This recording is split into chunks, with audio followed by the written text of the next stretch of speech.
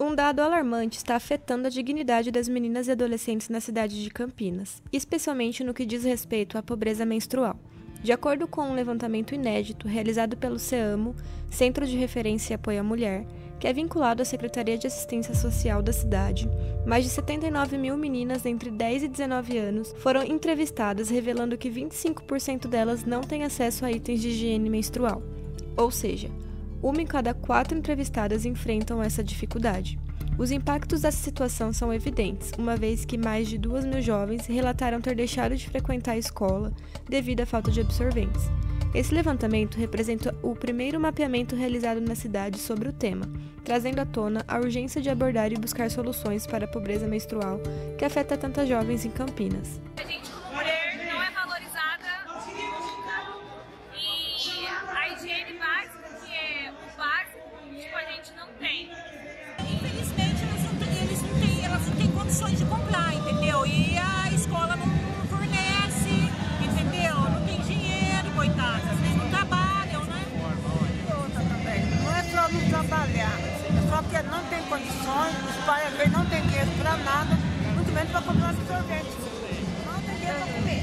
Para falar a verdade, não tem dinheiro para se alimentar. Não tem dinheiro para comprar absorvente, não tem como. Essa pauta é muito importante porque demonstra o quão atrasado está a sociedade em políticas públicas para as mulheres, entendeu? O direito das mulheres à liberdade, inclusive, é o acesso a esse tipo de serviço. É um direito que acho que deve ser respeitado das mulheres.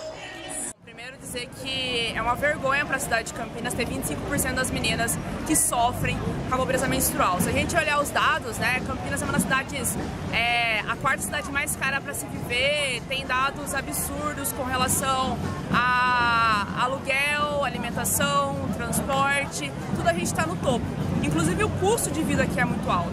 E a gente precisa lembrar que isso, quando ainda o absorvente se tornar um item cosmético, enquanto ele não for um item da cesta básica, a gente vai ter esse problema. A medida que a gente tem para reverter isso é criar um programa municipal de dignidade menstrual que pense em todas as meninas, as mulheres e pessoas que menstruam, que muitas vezes passam por uma situação de extrema vulnerabilidade e que consigam ter acesso a melhor absorvente que lhes sirvam. Não dá pra gente criar um programa único. A gente precisa lembrar que muitas vezes para você ter um absorvente reutilizável, você precisa ter acesso à água. Muitas vezes para você ter um absorvente que se adeque, né, à roupa íntima, você precisa utilizar a roupa íntima. Então a gente precisa estudar cada um desses casos e ver qual seria a melhor forma de distribuição de absorvente que a gente precisa ter no nosso município para diminuir esse dado. Não dá para deixar só a critério da escola, só a critério do trabalho, só a critério das mães e não dá para a gente deixar que isso ainda não seja um item básico. A relação de ter faltado absorvente para mim, e eu me senti totalmente desconfortável, pois minha roupa estava totalmente suja. Eu não tinha nenhuma troca. Fiquei me sentindo com muita vergonha. E em relação também até à saúde, eu tive um problema de infecção. A tributação sobre os produtos essenciais para mulheres, como absorventes íntimos, é um fator que agrava a desigualdade de gênero no sistema tributário brasileiro. Esses produtos podem ser taxados em até 25% do valor, pois não são considerados como itens básicos, o que exclui benefícios fiscais. Isso é problemático, considerando que a maioria da população brasileira é formada por mulheres que muitas vezes recebem salários mais baixos que homens. Além disso, o uso desses produtos é uma necessidade biológica feminina. É importante repensar essa tributação para promover uma abordagem mais justa e eficiente. Por exemplo, um fato que quase ninguém sabe é o fato de que menstruar é muito caro. Tem um dado que eu gosto muito de trazer, que uma pessoa pode gastar entre 10 a 30 reais por mês com absorventes. Eu diria até mais em casos de fluxos maiores que têm uma necessidade de absorventes próprios. 13% da população do Brasil vive com menos de 246 reais por mês. Então menstruar é caro e a gente não se dá conta disso. Porque a gente não fala sobre isso, porque talvez a gente viva numa bolha em que todas as nossas amigas têm acesso ao produto de higiene menstrual e a gente sequer sabe. Outra coisa que acho que a maioria das pessoas que menstruam não sabem, compram absorvente todo mês sem saber disso, é que o absorvente é tributado como um produto cosmético. o tributo que você paga sobre o absorvente é o mesmo que você paga sobre o esmalte, por exemplo. E isso não é falado, isso não é sabido. Enquanto isso não for discutido, eu acho que a gente não vai conseguir alterar esse sistema que a gente vive hoje. Mas o absorvente é tão importante quanto o preservativo. Se o preservativo ele é distribuído nas postinhas de saúde, por que o absorvente ele não é? Porque o absorvente a mulher precisa. Não é uma escolha, né? Não é uma escolha. É, exatamente. Preservativo você pode escolher usar ele. O absorvente você não pode escolher. As leis relacionadas à distribuição de absorventes no Brasil podem variar entre os estados e cidades. Alguns estados têm leis específicas que regulamentam a distribuição gratuita de absorventes em determinados contextos, enquanto as cidades também têm a possibilidade de promulgar suas próprias leis sobre o assunto. Além das leis, os governos estaduais e municipais podem implementar políticas e programas para promover a distribuição de absorventes. É importante verificar as regulamentações locais para obter informações atualizadas sobre as leis e iniciativas em vigor. No estado de São Paulo, atualmente está em vigor o Programa Dignidade Íntima, regulamentado pela Lei 17.525, de 23 de março de 2022. Esse programa visa garantir o acesso gratuito a absorventes em escolas públicas. Por outro lado, o projeto de lei Menstruação Sem Tabu foi aprovado em 2020 e previa maior abrangência na distribuição, mas foi vetado pelo governador Tarcísio Freitas no dia 7 de fevereiro de 2023. O Programa de Dignidade Menstrual do Governo Federal é uma iniciativa que visa garantir o acesso gratuito a absorventes higiênicos para pessoas que menstruam e que se encontram em situação de vulnerabilidade social. O programa foi criado pelo Decreto nº 11.432, de 8 de março de 2023, assinado pelo presidente Luiz Inácio Lula da Silva. Cerca de 8 milhões de pessoas serão beneficiadas pelo programa, que prevê um investimento de 418 milhões por ano. O programa também inclui outras ações de promoção da saúde e da dignidade menstrual, como a formação de agentes públicos, a comunicação sobre o tema e o combate à pobreza menstrual. Na verdade, uma das justificativas do veto do Tarcísio foi justamente um projeto que já existe, que é o Programa Dignidade Íntima. Esse programa ele é específico para pessoas nas escolas estaduais. Então, o projeto que foi vetado, que era o Menstruação Sem Tabu, ele era mais abrangente, porque ele tratava de pessoas em situação de rua, situação de cárcere, ele era bem mais abrangente. O programa que justificou, uma das justificativas do veto foi o programa Dignidade Íntima, que é apenas para escolas. Além de ser mais limitado, eu trouxe alguns dados aqui do próprio site dele. Ele fala que os absorventes são distribuídos em todas as unidades da rede estadual para quaisquer alunos que precisarem, com destaque para aquelas em situação de vulnerabilidade. Contudo, eu já fiz um levantamento e vi que nem todas as escolas estaduais que existem no estado são abrangidas. São 5.130 escolas estaduais, nem todas recebem os absorventes do programa. Além disso, quando você entra no site, o site vai falar apenas sobre a entrega de absorventes para meninas. Eles não falam se inclui a população LGBTQIA+. Então, a gente não sabe se esse produto ele tem sido entregue para outras pessoas que menstruam que não mulheres. Além disso, a gente não sabe como é feita essa distribuição, porque uma coisa que é de se preocupar é que não é só chegar lá e entregar um pacote de absorvente por mês. Nem toda mulher, a maioria das mulheres não consegue passar um fluxo menstrual com um pacote de absorvente por mês. O mais grave de tudo é que no site não existem dados atualizados desse programa Dignidade Íntima. Então, a gente não sabe como ele está hoje, quantas pessoas são beneficiadas hoje. E eu acho muito importante falar dessa lei do Estado de São Paulo. Porque, como eu disse, a maioria das outras leis, ela traz a distribuição do absorvente.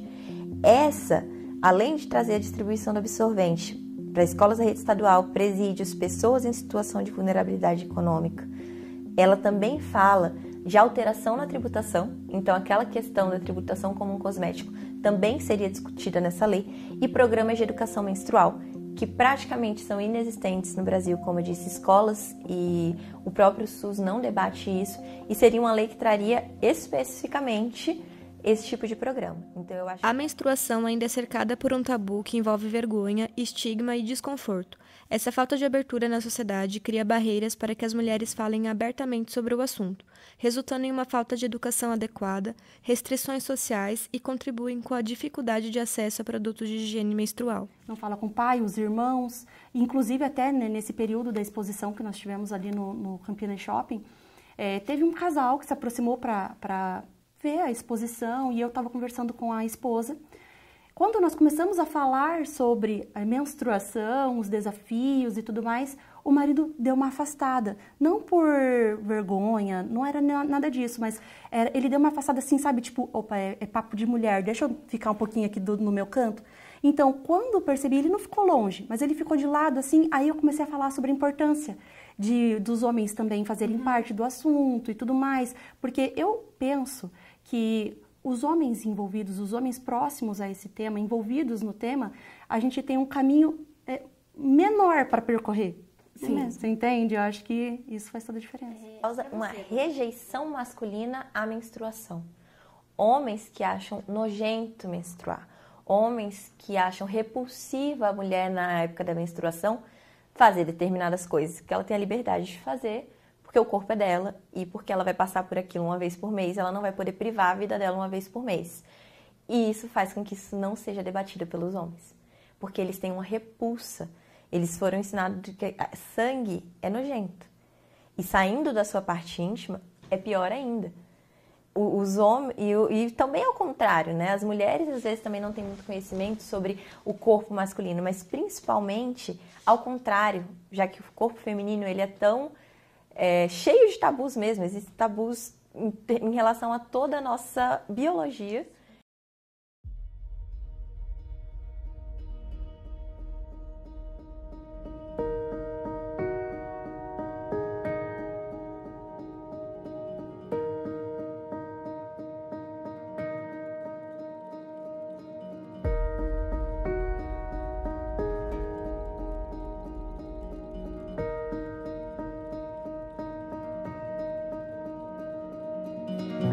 Com esse tipo de exposição, que atraia 10, um ou nenhum homem, vai mostrar que é algo que é para ser falado. Pode não desconstruir esses homens de agora, mas talvez desconstrua os próximos que virão, porque vão estar acompanhados de suas mães, porque as próprias mães, né, ou outras mulheres que estarão ali, vão mudar a visão de como falar sobre menstruação e vão falar sobre isso mais abertamente em casa. Então, assim, eu não acho que isso vai mudar uma estrutura, mas talvez facilite o debate, para aí sim a gente pensar numa coisa de mudar a estrutura. A exposição ela não vai acabar com a pobreza menstrual, mas com certeza é um ponto importante de luta. A gente precisa, como eu disse, ONGs, entidades, hoje em dia a gente tem muita dificuldade de existir. Então esse tipo de coisa reforça que o que a gente está lutando é algo válido. Então reforça a nossa luta, reforça o nosso debate, então com certeza é muito válido. Os kits de higiene, eles são muito tapa-buraco pelo que deveriam estar acontecendo. Os preservativos são distribuídos gratuitamente para todo mundo como questão de saúde pública, mas absorventes ainda não são. E eu não consigo entender o porquê não são. Na verdade, a gente consegue entender o porquê, né? Mas essa falta de atenção para esse problema só remete que os outros problemas também estão sendo completamente invisibilizados. É por isso que o nosso projeto chama Mulheres Invisíveis, pelas mulheres que a gente anda todos os dias do lado, pelas mulheres que a gente observa todos os dias dentro do ônibus, nas ruas, deitadas, drogadas, né?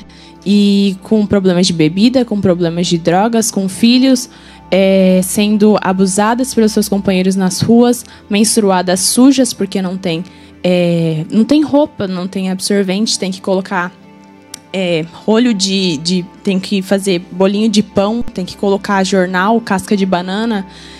Tem mulheres que, infelizmente, têm que se prostituir na rua para conseguir comer e elas colocam OB que ficam lá por 3 ciclos seguidos para conseguir trabalhar e é o mesmo, porque elas não têm dinheiro para comprar, que ficam na frente de mercados, de farmácias, pedindo, implorando para que alguém compre um pacote de absorvente, porque quando a gente fala de menstruação, a gente está falando de dignidade.